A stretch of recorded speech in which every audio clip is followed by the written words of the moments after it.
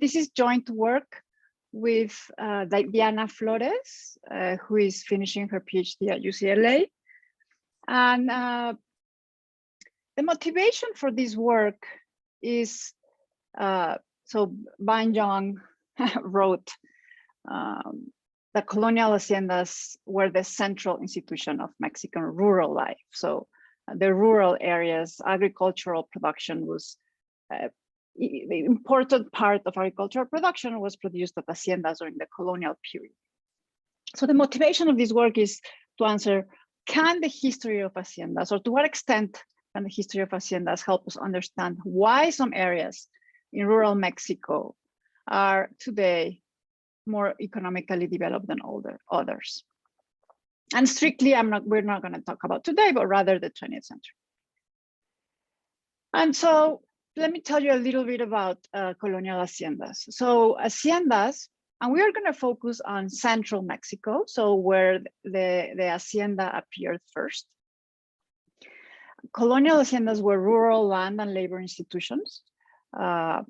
Agricultural production was one of the places where we have agricultural production during the colonial period. There were also ranchos and pueblos de indios, but these were the larger institutions. They relied on native labor and they encroached on natives' land. And so it was also arguably an institution that was very good at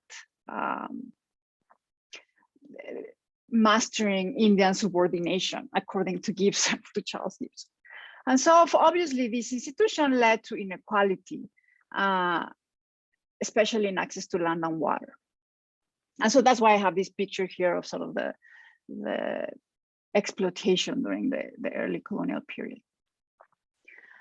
But we also have evidence, mainly from Brading, Ban Yong, Tutino, Gibson, people that have focused on the Valley of Mexico, the Bajío, the Guadalajara region. So that's what I'm going to call the Central Mesa and the Central Mexico, that by the end of the colonial period, in the late 18th century, and a lot, mainly because of the increase in mining activity, these haciendas link the countryside to the commercial colonial economy, mining and trade, as I mentioned.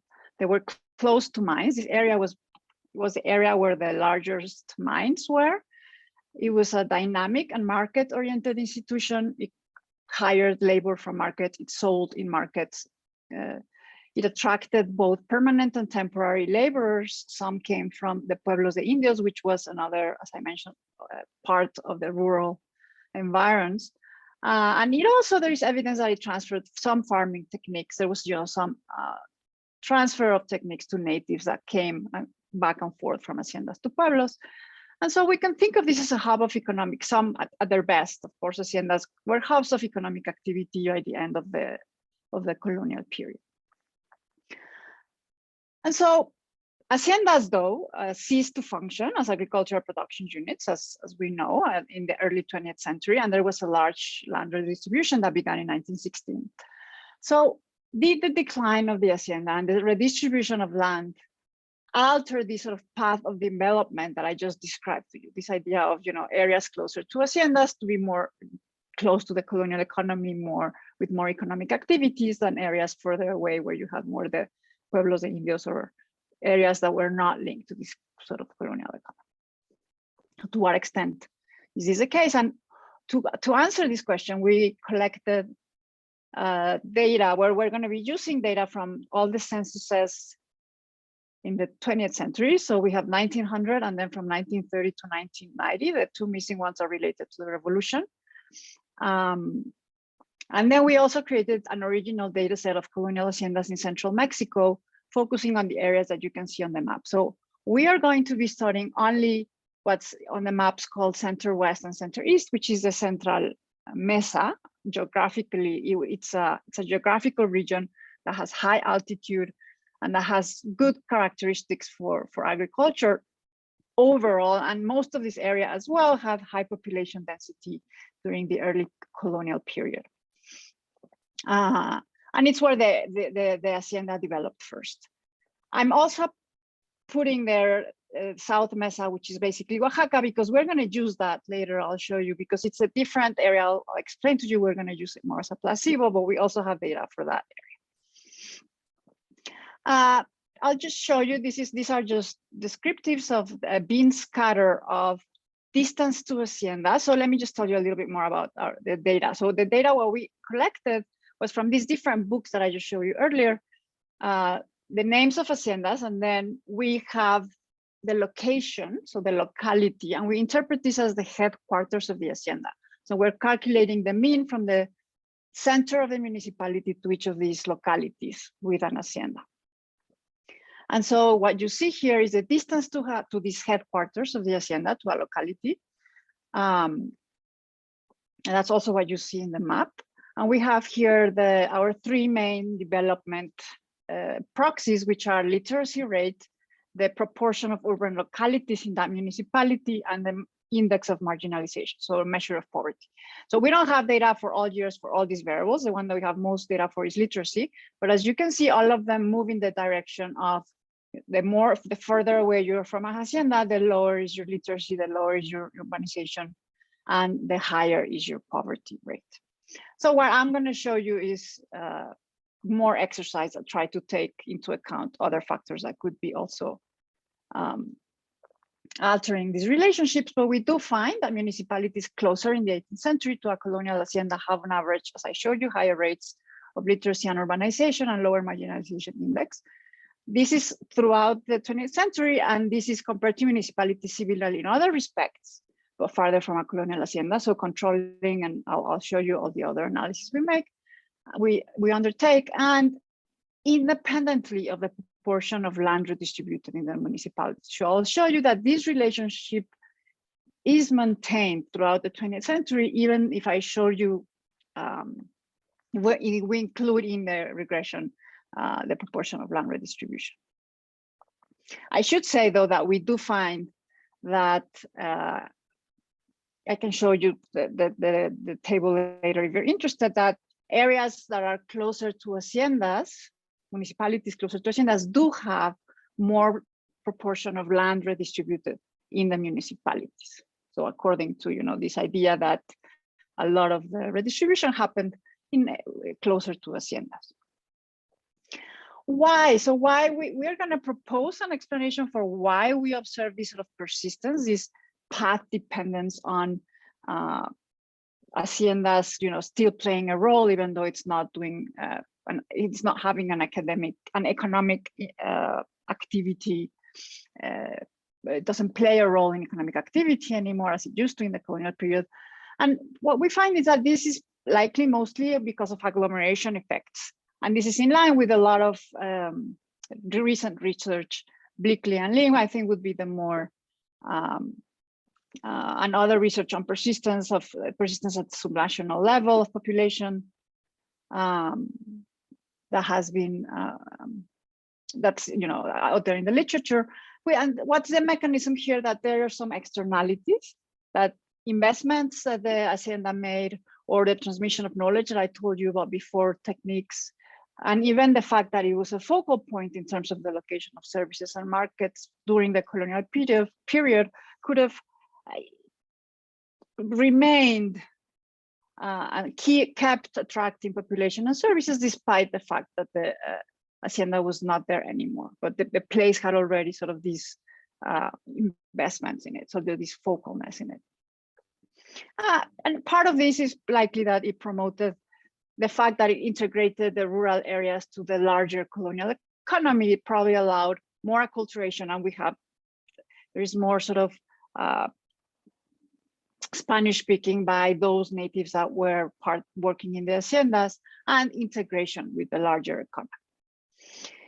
An alternative important explanation would be location fundamentals. That is, haciendas were located in places where we would have anyway found better development in the 20th century, higher levels of literacy, etc., even if the hacienda had never been there.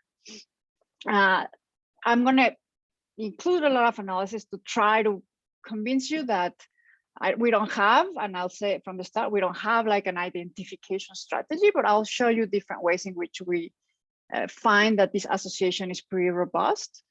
And importantly, we also find that we analyze the proportion of workers in agriculture, manufacturers, and services, and we find that closer to haciendas, these same municipalities that I showed you earlier that have these higher levels of development also have higher proportions of workers in manufacturers and services and lower in agriculture, which would also suggest that there is some sort of transformation in terms of the economic sectors that could be linked as well to this legacy of the hacienda. And so please, if you have questions, you can interrupt, although I know we have discussion at the end. So to put this in the literature, well, first, there is literature in Colombia, Peru, that has also found links between sort of higher land inequality or these landed states in the 19th century and outcomes in a century later, like higher school enrollment and urbanization. Dale argues that the Mita districts in Peru underperform because of lack of landowners to lobby for public goods, so it's sort of related. Also in the United States, it's been found that colonial slave plantations have higher land inequality. And I mentioned already this research on the persistence of population density at the subnational level. And I think this paper is probably most closely related to Sellars and Felix Garcia, Emily Sellars, who study sort of how the population collapse in the early colonial period is related to haciendas and is related to the later redistribution of land, and how there is persistence in this in land holdings despite the fact that haciendas disappeared. Okay, so let me tell you quickly the data. About the data, I already told you a little bit about this. Our unit of analysis, municipalities in Mexico. You can imagine it was a bit of a challenge to, the municipalities have changed throughout the 20th century, so we had to sort of synchronize all of the censuses to be able to put them all together. We also have data for primary and secondary schooling. The results are not as strong. Our strongest result, I think, is sort of for this basic skills literacy, but it's there. So these are the dependent variables. You already saw them earlier. And here are more concretely the books, the sources that we are using to code the colonial haciendas in the late 18th century. Our primary source would be Fonseca and Urrutia. This is a list of all of the Jesuits haciendas that were expropriated after 1767 by the Spanish crown. And so it's a very a nice list. And we complement that list with these major regional studies by Charles Gibson, Taylor, Van Young, and Brading for the different areas, the Bajío, Oaxaca, Guadalajara, and the Valley of Mexico. And then in order to find the location geographically, we use a lot the data in the Archivo Histórico de Localidades. We identify 366 haciendas in 208 municipalities. So in some cases, there is more than one hacienda in a municipality. We had 412 in our list, but we're not able to find the location of 46 of them. What we do is that we have two different types of analysis. One is analysis with the distance from the center, as I told you earlier, of each municipality to the nearest locality with hacienda headquarters. But we also replicated all of these using just a binary variable of whether there is at least one hacienda in a municipality, and we use the neighbor municipalities without an hacienda to undertake the analysis, and the results are robust to that. And I think the fact that we're focusing on hacienda headquarters also speaks to what I've told you about agglomeration effects and this idea of hacienda, not the whole land, which in fact is very hard to have data on, how large each hacienda was, but rather on the fact that the central part of the hacienda functioned as this sort of hub of economic activity. Okay, this is the close-up of the area. The dots are the localities, and as you can see, the colors just indicate how close you are or how far you are from an hacienda. Of course, there could be other things there are many other things that could be impacting these results, these outcomes in the 20th century. So we include a host of measures for geography to take into account land productivity, agricultural productivity, altitude, latitude, the land gradient, which is related to productivity and soil suitability for agriculture. And of course, it could also be that that places that have higher literacy in the 20th century is because they're closer to urban centers in the late colonial period or to a mine. So we also have a distance from the nearest urban centers. We have a list of urban centers for I think it's the mid 18th century, sorry, the 1700s. And then the nearest mine. This is from Humboldt, the mines in Humboldt. We also have data for the native villages. So there were like almost 4,000 native villages by the end of the colonial period. The Pueblos de Indios were an institution that was officially, it was created by the Spanish. We can talk a lot more about this. And a lot of the haciendas located, or it was a benefit to be closer to Pueblo de Indio because you had more access to labor. Although this central Mexico, the area we're focusing on, had Pueblos de Indios, the collapse of the population collapse that happened, in fact, allowed for haciendas to locate. So it allowed for land to be taken by Spaniards, and also the relocation of Pueblos de Indios, or natives, into these Pueblos de Indios villages with a church and certain characteristics that were created by the Spaniards at the time. And these remained pretty strong. They had their own rights, and many of them had remained, with their own languages because the Catholicism was taught in their own native languages, and so all of these religious, the religious orders, rather than teaching Spanish to teach, Catholicism, they taught Catholicism in their own native languages. I have in parentheses railroads. So of course, railroads are probably related to development also in the 20th century, but they are likely also perhaps endogenous to haciendas themselves. And so we do include them, but it's sort of, in the main analysis, we don't include them just to keep it more clean. When we include them as controls, all of the effects remain, but they're of course lower, the size is smaller. We implement, I'm going to tell you now the main empirical strategies we implement, but we also implemented nearest neighbor matching techniques for the cross-section. I'm going to skip this just for time. So we have two types of analysis: cross-sectional analysis and panel data analysis. In the cross-sections, what we exploit is we want to account for spatial autocorrelation. So the fact that it's just that there's correlation spatially, and we are able to do it in the cross-section.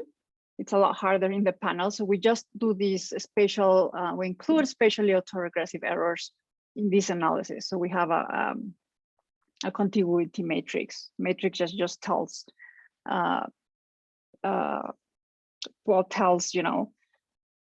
how close each of our observations are and whether that has an impact as well. So that's one of the analysis. And we also implement the neighbors matching.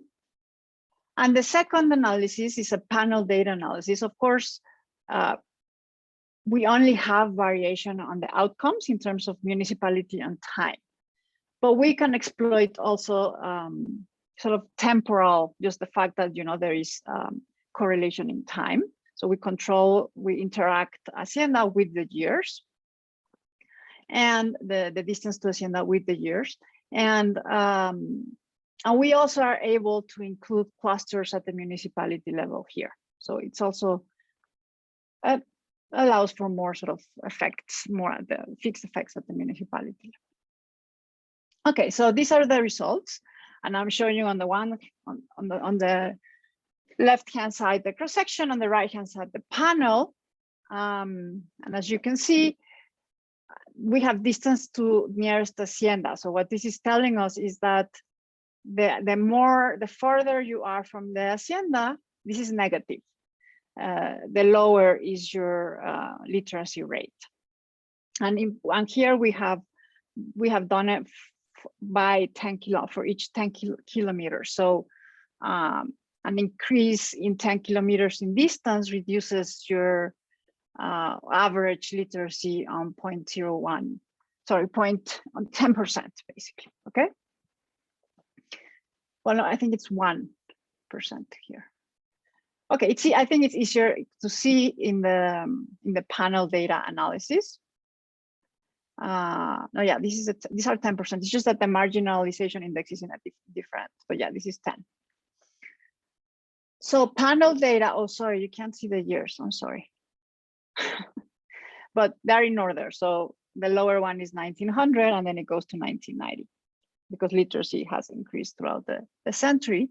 And here you can see it more as a function of distance. So this is a predicted literacy rate from the regression analysis.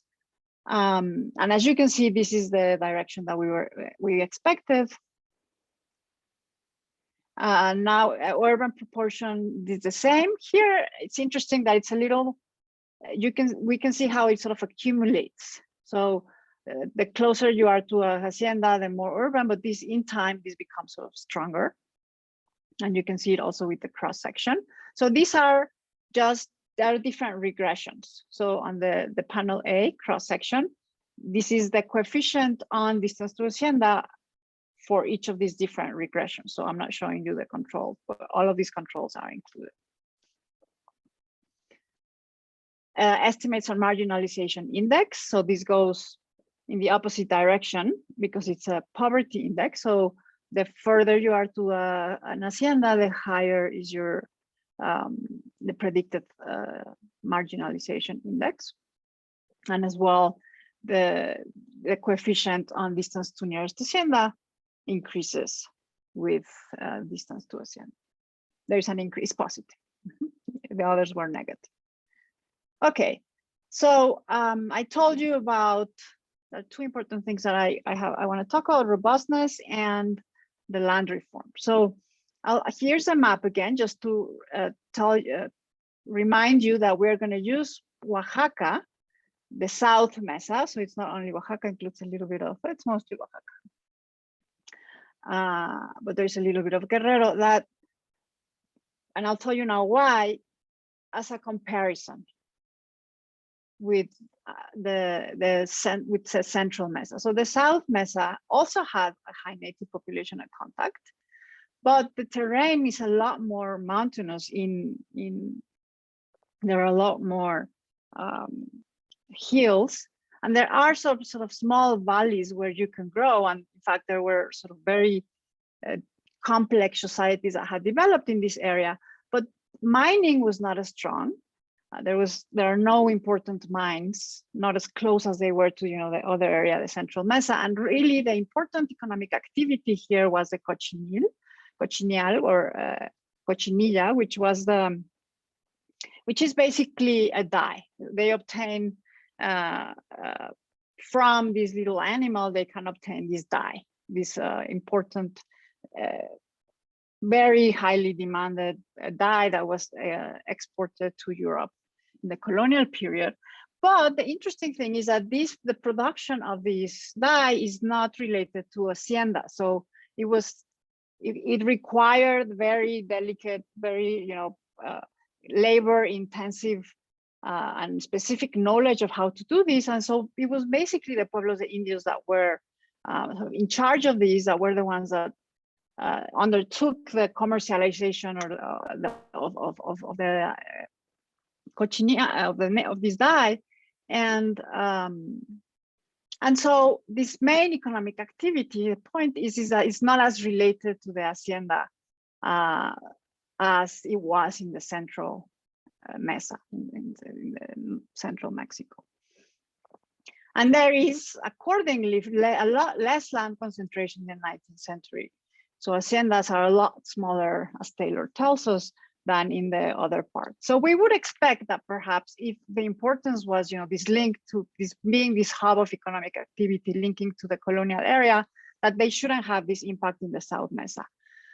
And we have a more sort of sophisticated analysis that we're finishing up. For now, I just wanted to show you sort of the predict. So if we do these regressions and we compare the two different regions, we do find sort of a different result. So and what I'm showing you here is the panel regressions, but rather than showing you each year, to make it more attractive and easier to see, you're seeing the average for all of the years. And remember, literacy is from 1900 to 1990, but the other two are for less years. And so as you can see in the South Mesa, interestingly, literacy is higher on average, but it doesn't seem to be that related to distance to hacienda. The same here, the poverty index is flat. It doesn't seem to be related at all to distance to hacienda. And the same with the proportion of urban localities. There is, some increase here, but it's not as clear as for the Central Mesa. And so now some evidence about the mechanism that I think the historical evidence that there's a lot more. I'm sort of skipping through a lot of the sort of economic history of the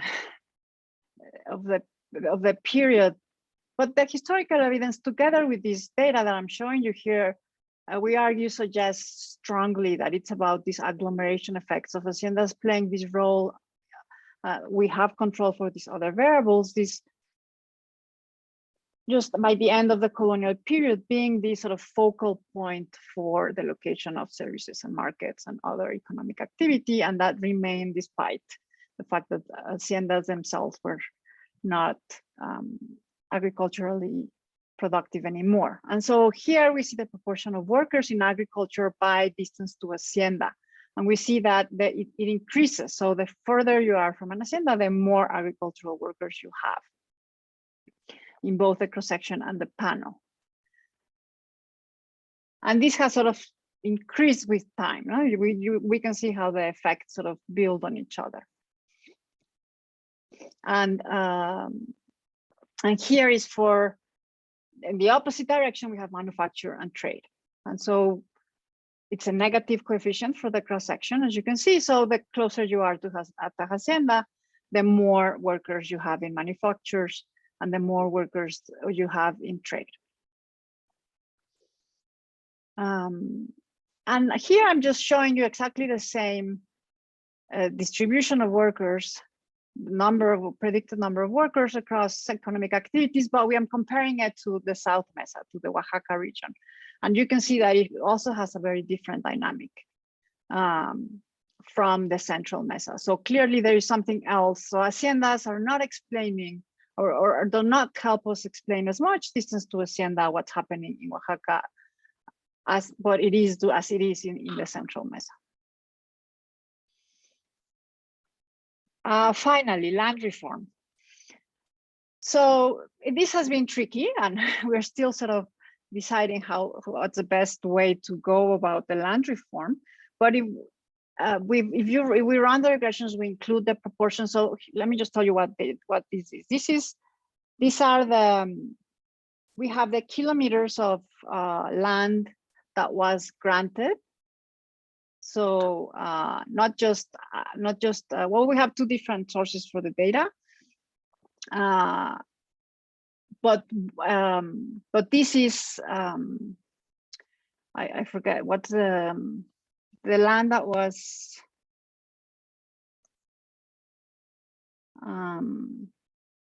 so executed. So these are executed land grants because there's a source of data that it's only the presidential approvals, and we have that, and it also works. But what I'm showing you here is executed from the agrarian data, executed land grants from 1916 to 1936. So land grants start in 1916. The peak is sort of the 30s and early 40s with Lázaro Cárdenas. And so as you can see, so this is the predicted literacy rate. Luz Marina, sorry. Sorry, I think we are seeing your concluding remarks slide at the moment, so we can't see the graphs. That's right. Thank you. Oh, there. Sorry, I lost the presentation here. So this is by year. So because what we are trying to see here is when the land reform kicks in, is there a difference as well, right? And so I think this shows us that early on, so for 1900 and for 1930, when there had not been that much of land redistributed, there is not that much difference. And here you have a different thing on the x-axis, on the horizontal axis. So notice that here we have land granted. We've thought this is the best way to show this. So this shows you the percentage of land that was granted out of the total amount of land in a municipality. And then we divided the distance according to the mean distance. So we have places where the distance to hacienda municipalities is less than 41 kilometers. This is the mean, and greater than 41. Between 41 and 80, we have, so we're just only taking one standard deviation. Okay, so what we see, first of all, is that there does seem to be a difference between, well, the first thing I think we can see is that independently of land granted, always the blue line is on top of the red line. I mean, what we see in our regressions is that basically this effect, this sort of negative relation between distance to hacienda and literacy rate remains there. But we do find, and we're not trying to explain this, but we do find that it seems that this is it seems to even increase the difference between being close and far from an hacienda increases after the land reform. So the fact that you were close to an hacienda is even more important, but also that the more land that was redistributed, the higher is your literacy. So it does seem to be that land redistribution there's this positive slope, as you can see here. And so, I mean, all that we can say here is that yes, it appears to be that that municipalities are distributed more than the mean proportion of land, or more land, and are within sort of close to haciendas, within 40 kilometers of an hacienda, show higher levels of development. But still, we're not trying to explain this. There are other people that show that, other research showing that perhaps, you know, the fact that they were able to collectively organize and receive receive land grants, that could lead to better outcomes. But we are just leaving it right now as a result that it's not sort of, so the effect of the hacienda is not disappearing, although there seems to be something going on with the land reform. Okay, so I'll just conclude. I want to hear more about your reactions. We've shown a temporally and spatially disaggregated analysis with for different years. We see that this relation holds for all these years, and it's even stronger for, especially for the urban proportion.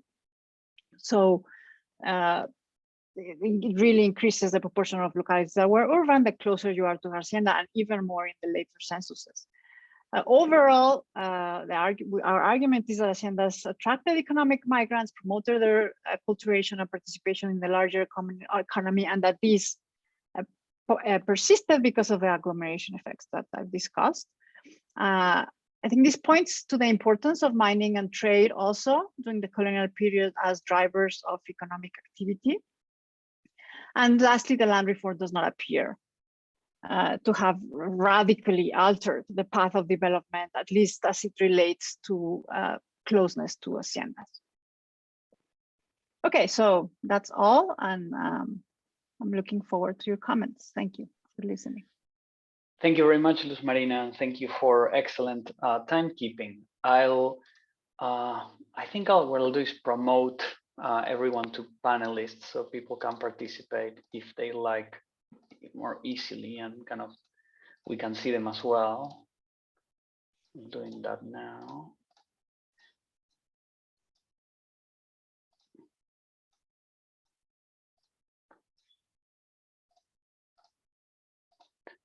Okay. I have a few questions. I'll ask one while everyone gathers their thoughts.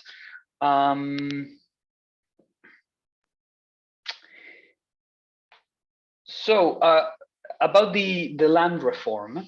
So you were saying that you do find that places near haciendas or places where haciendas used to formerly be, those saw more intense process of land redistribution, right? So from the perspective of the causal effect that you're trying to arrive at, isn't land reform a bad control for the effects of colonial states? And how do you what are your thoughts on that? In the sense that it's a mediator variable essentially, and so it's capturing some of the effect, because perhaps being near a colonial state is good, because then that meant that in the 20th century you got more land reform. Let's say you could argue that, and therefore it's actually land reform that's yeah. So that would be my question while everyone gathers their thoughts.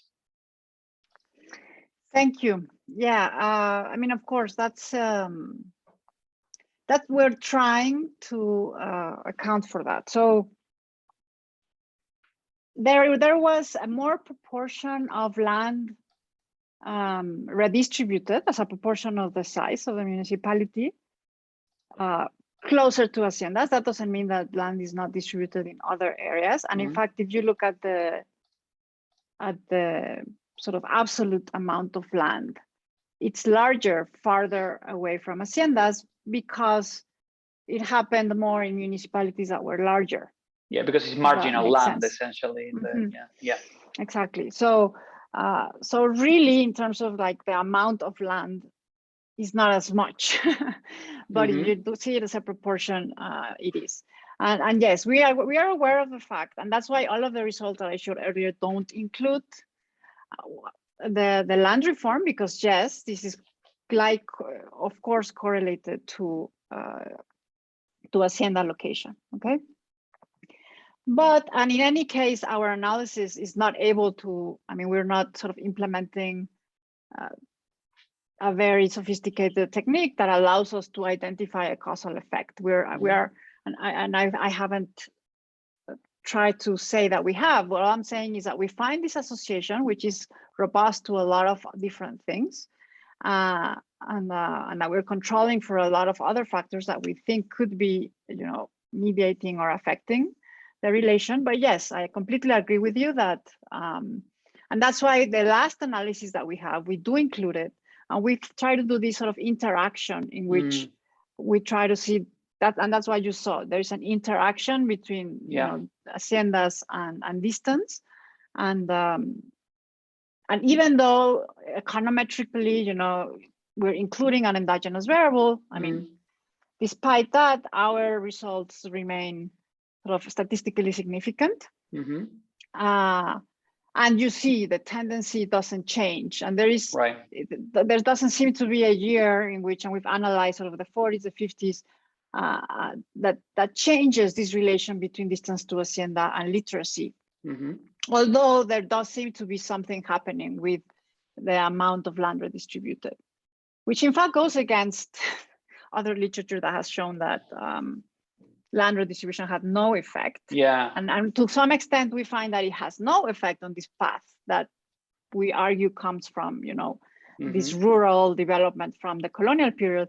But at the same time, it does seem to be the case that if you have more land redistribution and you're closer to an hacienda, you have higher literacy, or that there's this increasing slope, at least a positive effect from, but it's pretty small in any case. So, I mean, that's all I can say. I completely agree that if you have better, I mean, I think that our best defense is this sort of placebo analysis that we are completing, because it really shows how the hacienda didn't work in another region, and why, and we're arguing why. So I think that's my best. No, that's great, and I think the interaction does show something really interesting that is worth exploring more.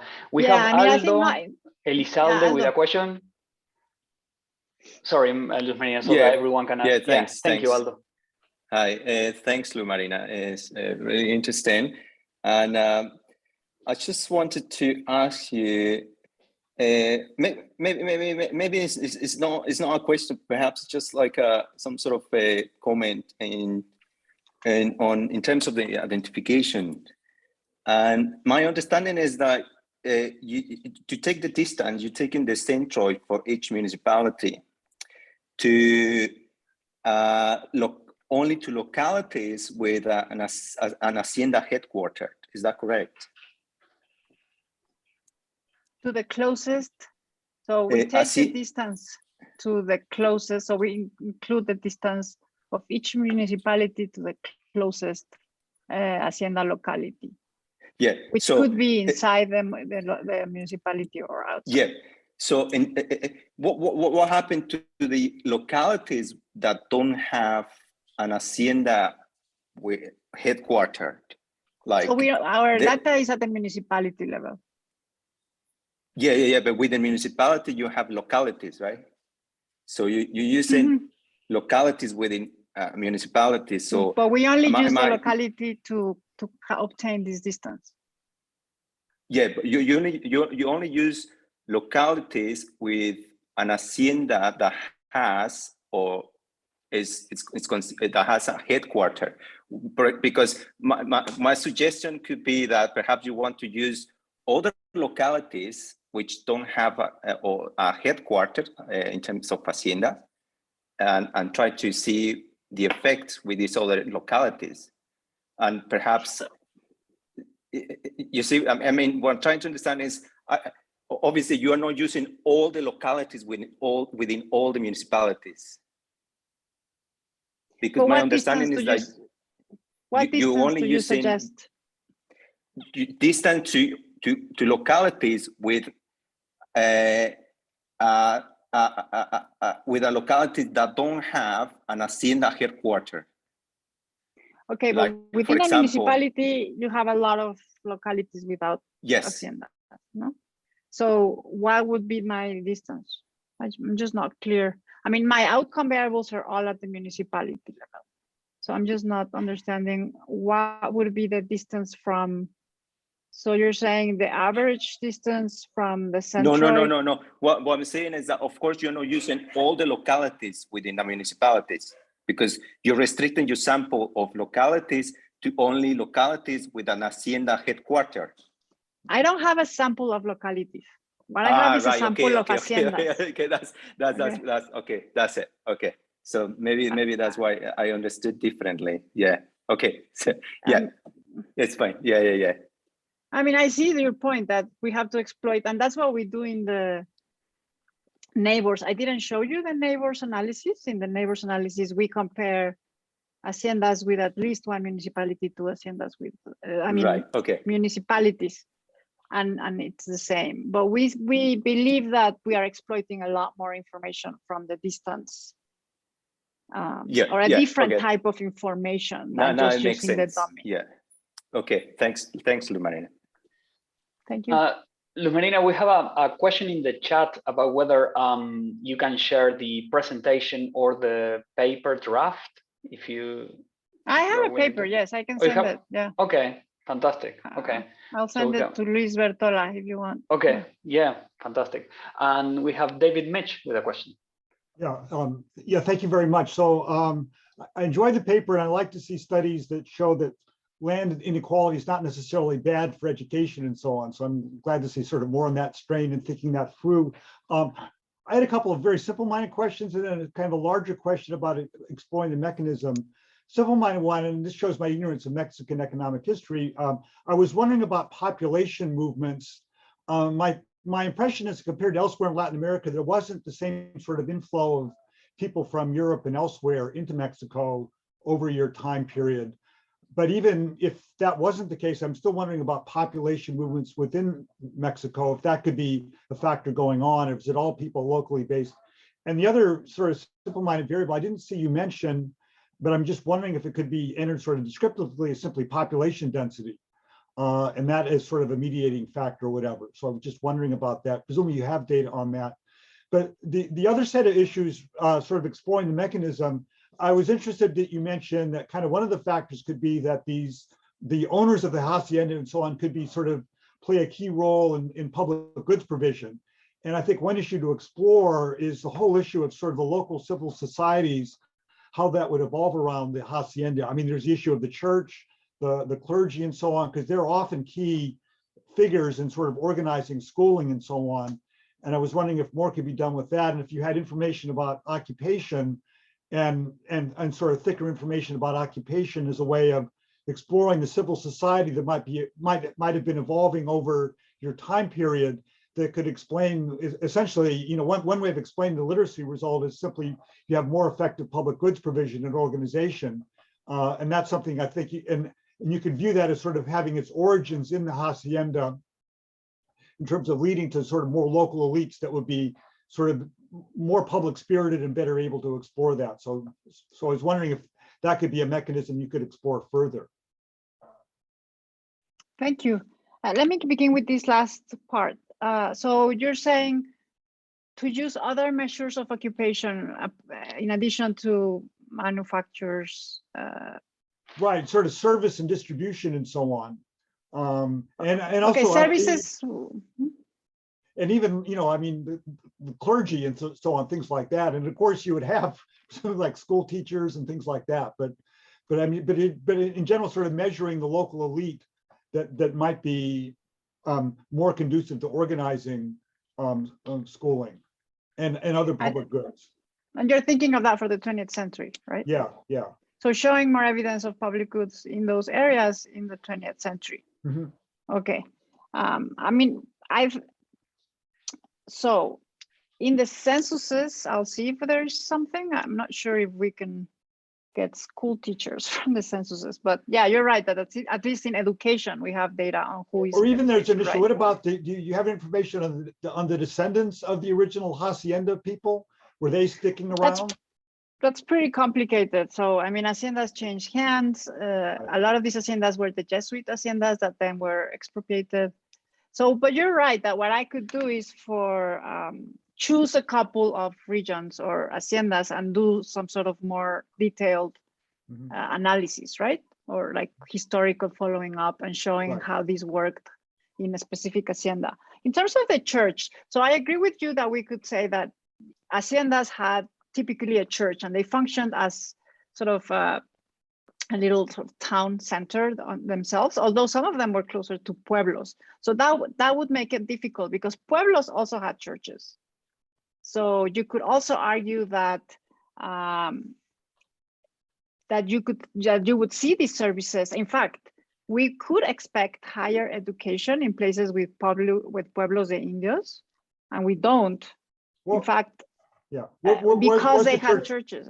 Was the church providing schools, or were there church provided schools? So there was religious orders, and they were educating in some cases, yes, even within the pueblos de indios. In fact, there is this law at the end of the colonial period that requires sort of the religious authority that requires pueblos de indios, which were political units themselves, requires them to teach Spanish because they were not teaching Spanish in their schools necessarily. And so this becomes, and what they're also trying to do is to take out all of the, I think this is also sort of going against religious orders, and they're trying to bring the diocesan priests, and they don't speak native languages, they speak Spanish. Anyway, it's sort of another story. But all I'm saying is that this would even, this works against our result. That's all I'm saying, that we could be finding higher education further away from haciendas or in pueblos de indios because there was even a policy of trying to increase literacy there by the end of the colonial period, and we still don't find this. I do agree with you that we should try to find sort of other ways of measuring civil society or public provision in the 20th century to find more evidence for our mechanism. Thank you.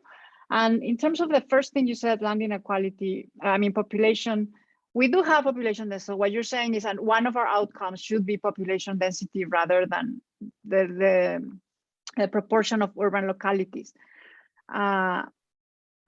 We have done the analysis, and I should probably look at it again because it was a while. But when we did it at first, it wasn't as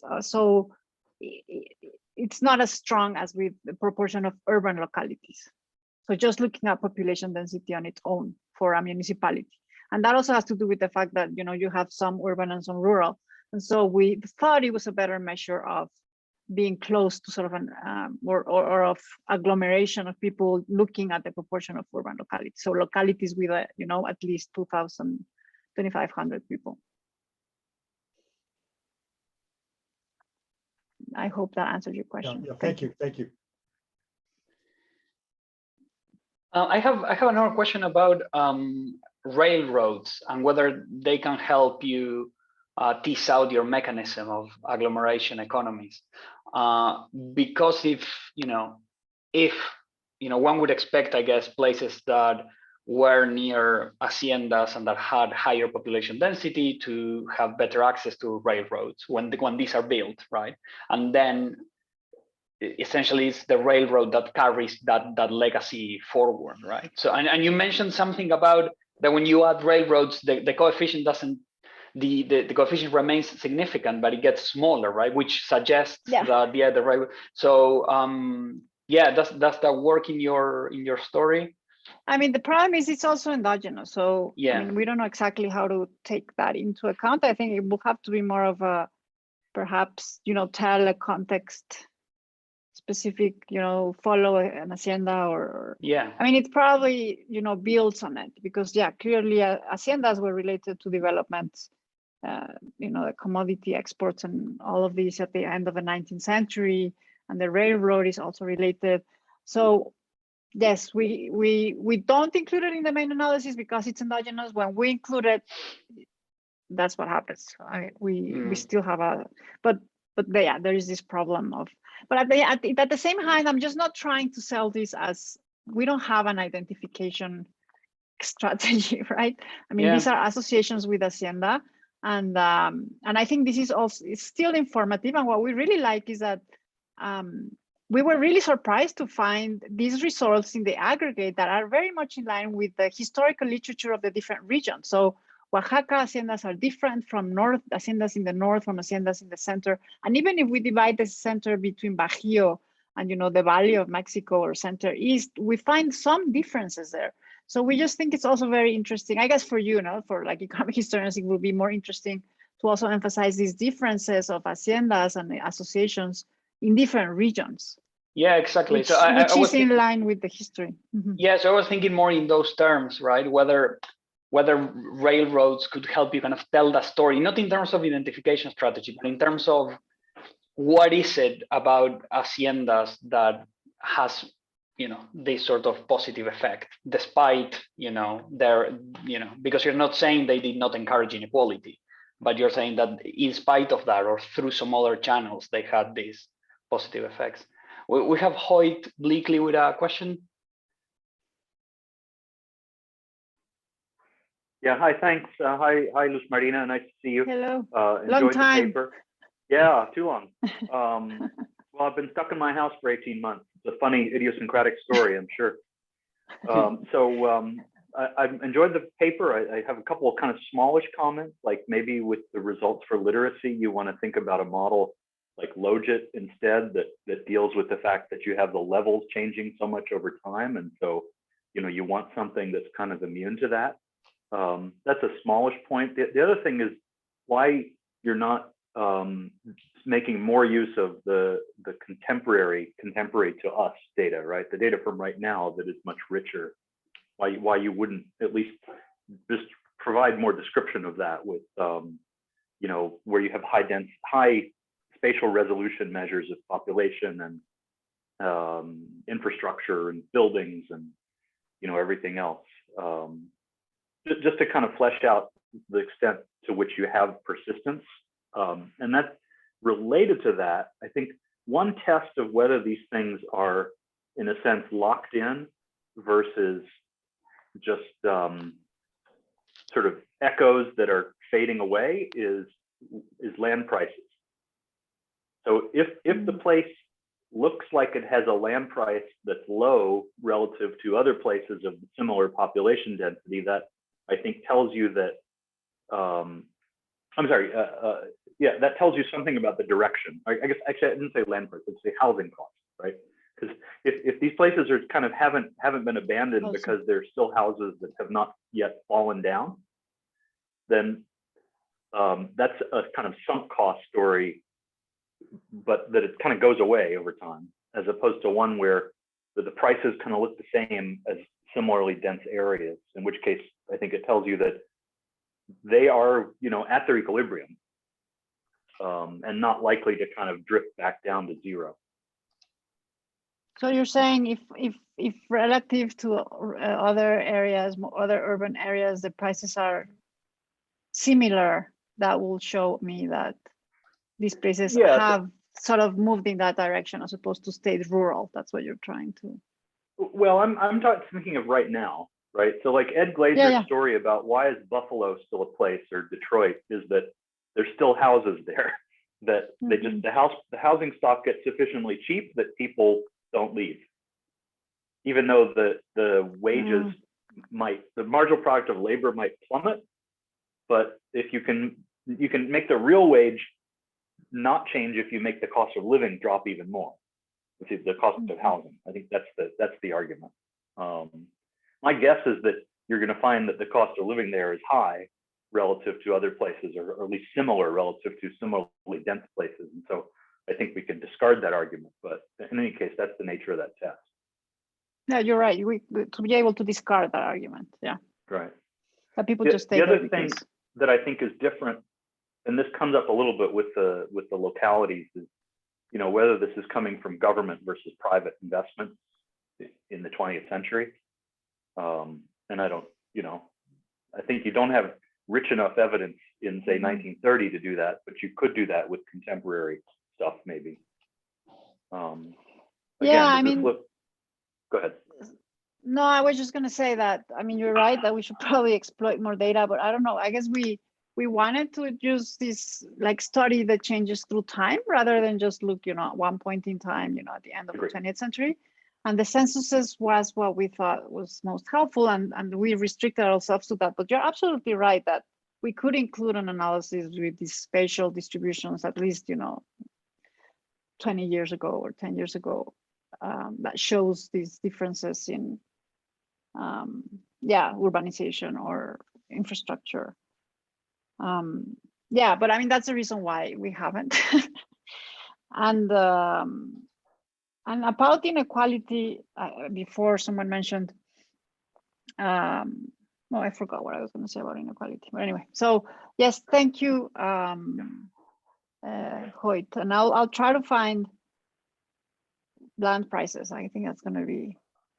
I think the bigger problem of the paper is this land reform issue, of rather like whether it's haciendas or, and I think it's not land reform, because there is a lot of literature that has shown that land reform has not really been such a big transformative sort of effect, at least not in the later 20th century. But yes, I think this could bolster at least this argument of something that locks in these regions. Even if we keep seeing things happening there, they remain locked in, right? Well, the ejido is an example of a government investment that locked in land use, which is distinct from, say, a private investment that people want to congregate there to be in a market, right? So and that's what our data is. I mean, we could also use ejido data, but the land redistribution data, and that's exactly it. So we're saying, even if these places became, ejidos, they still lock in relative to what was happening in the colonial period. Yeah. So these public land redistributions did not transform them in a way that, we would expect they completely changed the direction. Or we could argue that it was because of the land redistribution that they became more literate, but I don't think that's the case if we look at other literature. Did you want to say something else, David, Mitch? Yeah, I think David is good. Yeah.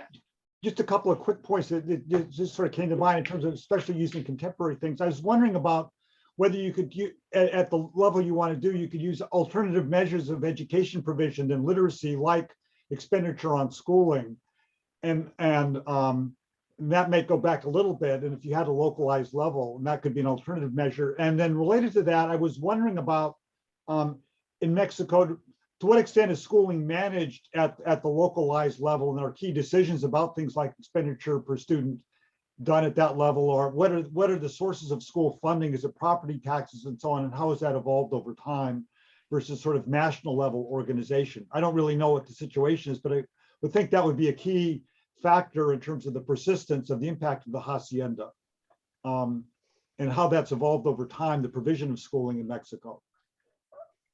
Yeah, I mean, yeah, we could include more of that. I mean, we haven't focused on education because we have the other measures as well, the urbanization and poverty. But I mean, at the national level, you know, there was this requirement that kids had to go to school, you know, to even until they were 6, and then even more. So primary schooling was sort of compulsory. Historically, because generally anywhere, because schooling is often basically local, there can be a lot of variation according to both demand and wealth and so on. Yeah. Support for schooling. And that would be something I would think you have at least enough data in recent decades to look into that more variation, how that might be linked back to the, you know, the hacienda. What we find, yeah, I think that's a good point. Thank you. So I haven't sort of just put the paper here because we are sort of working on finishing up a new draft, but I can send it to whoever is interested, and it should probably, I mean, we have sort of a different versions of that. But, yeah, no. Fantastic. Yeah, Luz Marina, I mean, definitely send it to me, and I can send them forward it to whoever else wants it. Yeah. No, I think it's really fascinating. I'm really curious about this interaction between land reform and former hacienda locations. I think there's a lot there, and I think your argument seems persuasive, right? If I get it right, is that land reform doesn't change the regional trajectories or the regional diversity. If anything, it just kind of makes them more intense, essentially. Which I know is not your main question here, but it's an interesting kind of it sort of has, it has come out now that we've looked more at that, because clearly that's the main issue in the paper, right? Well, which of those two things matter more? Yeah. Okay, we are actually over time, about 10 minutes. So thank you very much, everyone. And thank you again, Luz Marina, for a really, really interesting presentation. Thank you all for your comments and for being here. So in 2 weeks, we'll have our 6th seminar on November 19, when Agustina Paglayan from UC San Diego will be presenting her paper, The Violent Origins of Mass Education Systems. So hopefully see you all there. Thank you very much. Thank you. Bye. Thank you. Bye-bye. Thank you.